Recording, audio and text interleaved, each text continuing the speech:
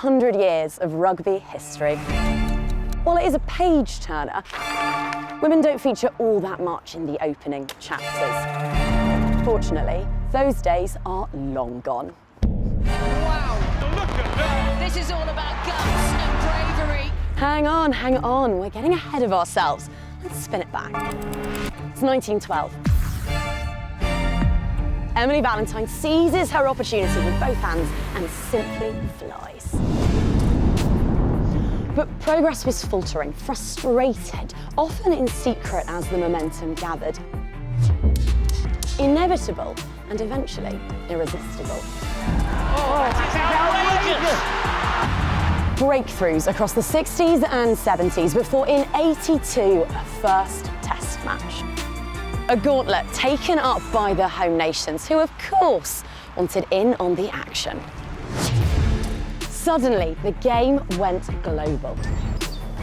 91 World Cup fever hits, but England have to settle for silver. Not for long though, up rose the Rose. And an interception, and that will do it. And 94 was glorious. England celebrates, they have won the cup, and they are the world champions.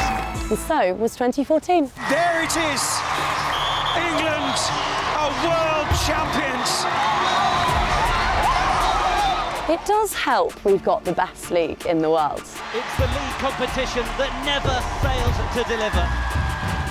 Next year, on Twickenham's hallowed turf, the sport's biggest prize is up for grabs. But first, we'll crown the queens of the English game. There's some serious rugby history to be written over the next season, and it starts right here, right now. Welcome to the PWR. Premiership Women's Rugby is back, with action up and down the country in what's set to be a historic season for rugby in England. Last year's finalists Bristol Bears travelled to Franklin's Gardens to take on Loughborough Lightning. Saracens welcomed Trailfinders to North London for a battle in the capital, while Harlequins and Exeter faced off at the Stoop. But we begin with the defending champions, who welcomed the rejuvenated Leicester Tigers to Kingsholm.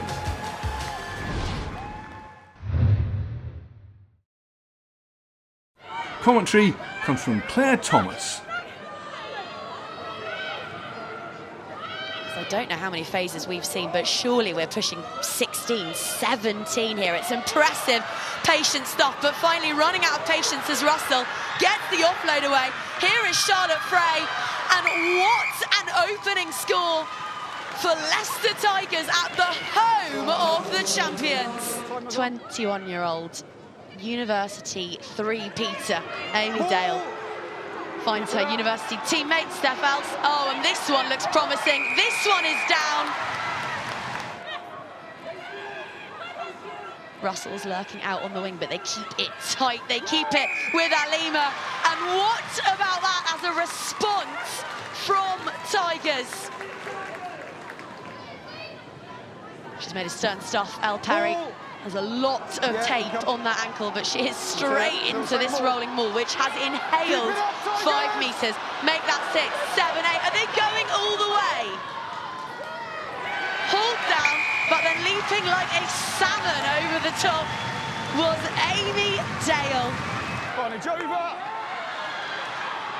Here's Ralph looping over the top of the defenders and onto Heath, and just like that we have gone end to end.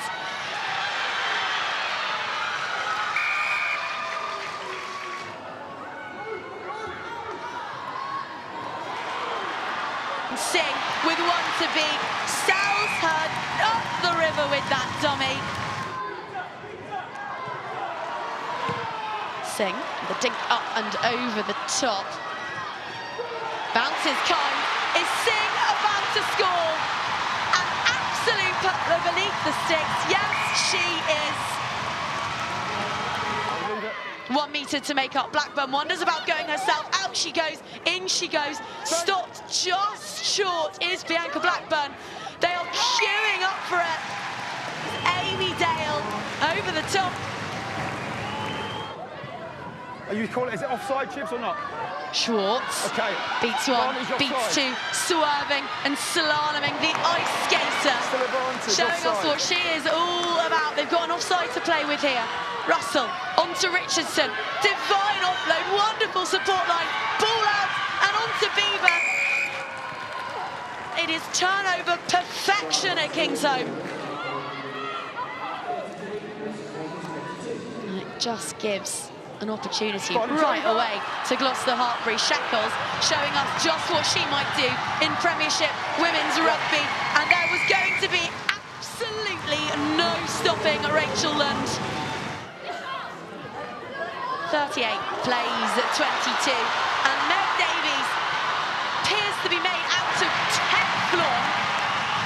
On debut, finds another debutant in Charlie Woodman.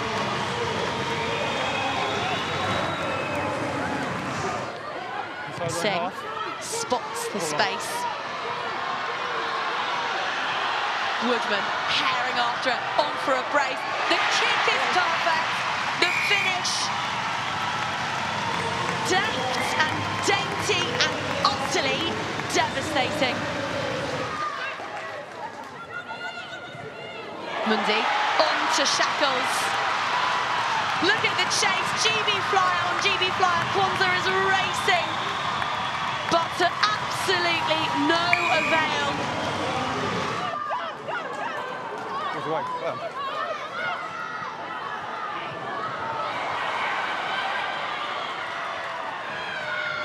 Ellen Beaver has her brace. It was opportunistic.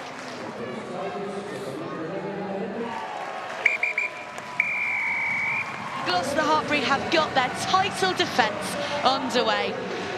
And it is a full fat bonus point victory. We knew that Leicester were always going to come at us, and it showed in like the first 20-30 minutes where like we were down, like we couldn't control them in our defence. But I think just to turn around in the grit, like the younger players, and then to turn it around and like end up with that massive victory in the end, like something we can be happy with going into Quins next weekend.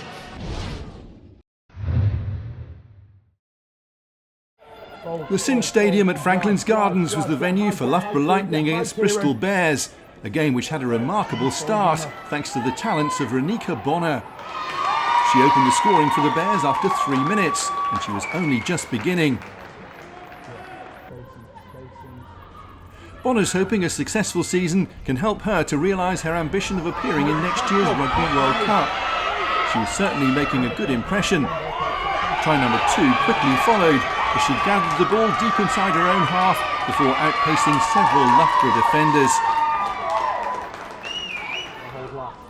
And just 8 minutes into the new season, Bonner completed her hat-trick.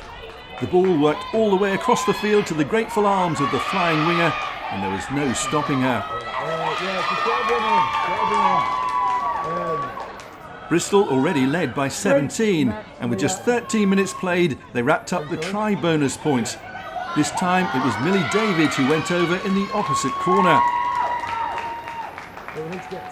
A shell-shocked Loughborough Lightning got points on the board themselves with 15 minutes played, as attention finally turned to the other end of the pitch. Lucy Calladine the scorer on her PWR debut. Bristol were in rampant mood though, and they soon scored again. A powerful drive, ending with Jess Sprague diving over the line after 19 minutes. 29-5 to the Bears, and that's the way it stayed for the rest of the first half. But as the second half got underway, the Bristol Blitz resumed, and this time it was Millie David who took centre stage. She scored her second try of the afternoon to make it 34-5. And now she also had her eyes on a hat-trick. It duly arrived just a couple of minutes later.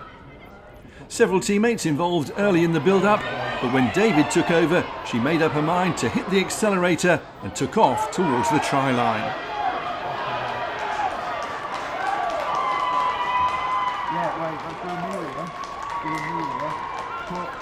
The gap between the teams was now a huge 36 points, but Lightning kept battling and claimed another try of their own midway through the half. Again, Lucy Calladine the scorer. Two more. As the game entered the final 10 minutes, Bristol claimed their 8th try. Amy Coles providing the finishing touch to another flowing move. Loughborough had been well beaten, but they were determined to take the positives from the match, and they rounded off an entertaining afternoon with their third try, scored by Izzy Winter. It ended Loughborough Lightning 19, Bristol Bears 46.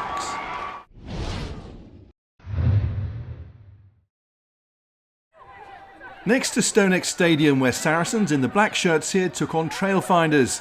It was the away side who struck first, Vicky Laughlin over in the corner. Not the start that Sarries wanted as they gear up for a season which they hope will see them challenging at the top of the table. A quick response was needed, and it came from May Campbell. And after 14 minutes, Sarries took the lead for the first time. A flowing move finished off by Chantel Meal to make it 12-7. Both teams were producing flowing rugby for the new season. And it was soon Trailfinders' turn to impress again. The second try of the afternoon for Vicky Laughlin.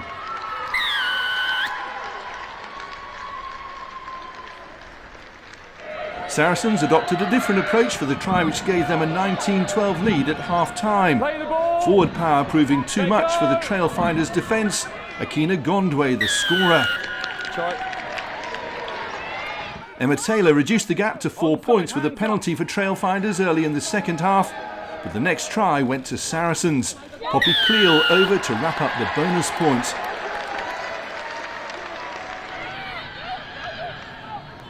But victory was far from assured, with Trailfinders looking competitive throughout. Midway through the half, replacement Ellie Boatman came up with a converted try which made it 26-22.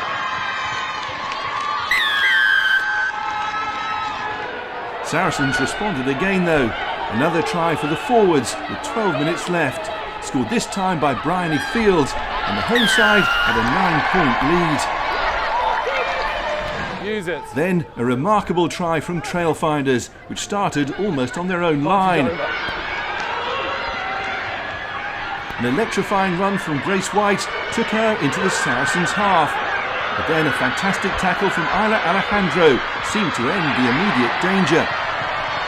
But White recycled the ball, and among the support runners was Vicky Laughlin, who took the opportunity to complete her hat-trick. Now there were just 2 points between the teams, but the last word went to Sarries. With time almost up, Sarah McKenna raced over to make the final score Saracens 38, Trailfinders 29.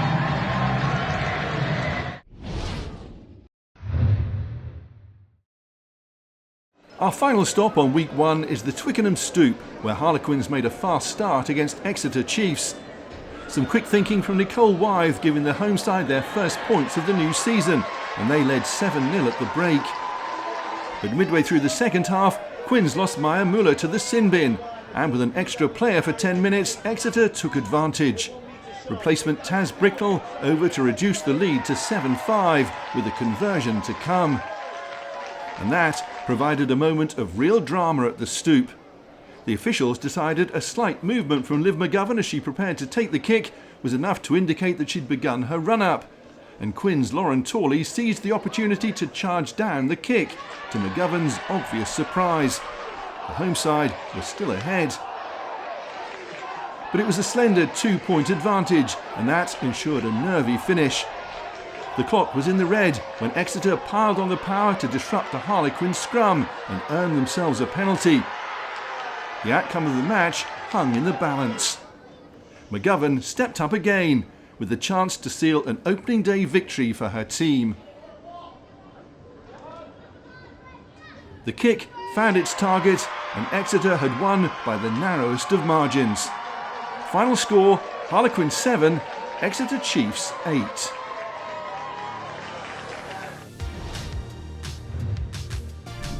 And that slender win for Exeter Chiefs ensured that all of last season's top 4 had started the new campaign with victories.